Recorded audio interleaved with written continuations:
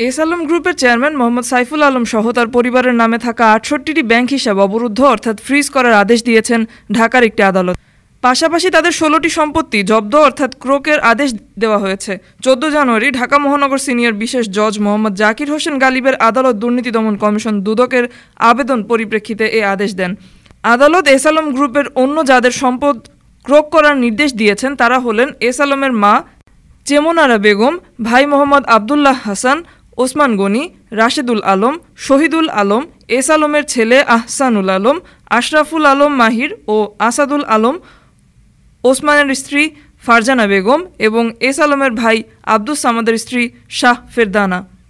জব্দকৃত ১৬টি সম্পত্তির মধ্যে উল্লেখযোগ্য হল গুলশানের এস আলম টাওয়ার ১০তলা ভবন, ধানমন্ডিতে ১ বিঘা জমিসহ ৬তলা ভবন, ধানমন্ডি লেক সার্কাসে ১১.৮৮% জমিসহ ৪তলা ভবন, গুলশানের ২,৬৫৮ বর্গফুট জমির ওপর নির্মিত ফ্ল্যাট, গুলশান ২-এর ০.৭৮৮ একর জমির প্লট, উত্তরা আবাসিক এলাকায় ৭তলা ভবন, ভাটারাতে বসুন্ধরা আবাসিক এলাকায় ১০৩.৩ কাঠা জমির প্লট, ১.৭২০০ একর জমি, ৯৬ কাঠা জমি, ১.৯৫৩৬ একর জমি, ১১.১০৬১ বিঘা জমি এবং ১৩১.৪ কাঠা জমি।